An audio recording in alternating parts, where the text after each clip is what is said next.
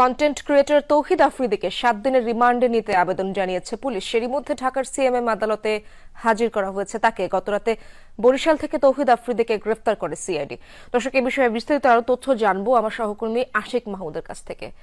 আশিক, শুনতে পাচ্ছেন অবশ্যই, রিমান্ডের শুনানি কোন পর্যায়ে রয়েছে এখন? মামলার সুনির্দিষ্ট ধারাগুলো আসলে কি? রিমান্ডের শুনানি এখনো শুরু হয়নি। তাকে রিমান্ডে নেওয়ার আবেদন করেছে তদন্ত কর্মকর্তা।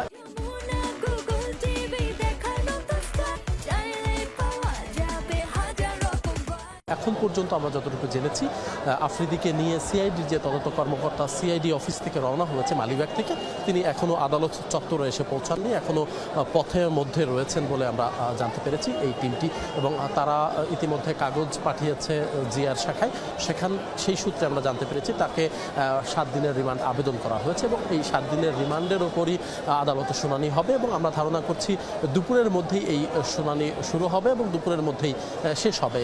তখন বলা যাবে আসলে এই রিমান্ড শুনানির পরে আদালত তার কয়দিনের রিমান্ড মঞ্জুর করলো এবং আদালত কি আদেশ দিলেন তার উপর নির্ভর করবে মামলার পরবর্তী বিষয়। তবে একটু জানাতে চাই যে তাকে গতকাল বরিশাল থেকে গ্রেপ্তার করা হয়েছে। যাত্রাবাড়ি থানার একটি জুলাই আগস্টের একটি গণহত্যার মামলা আছে তার বিরুদ্ধে।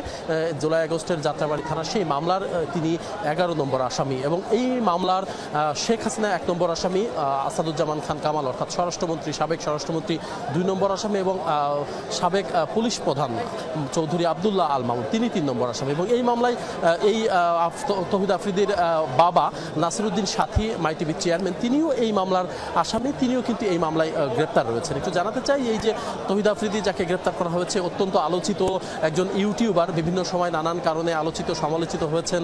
ডিবি প্রধান হারুনের সাথে তার ঘনিষ্ঠ সম্পর্ক ছিল, হারুনকে তিনি চাচা বলে সম্বোধন করতেন। এই সব কিছু মিলিয়ে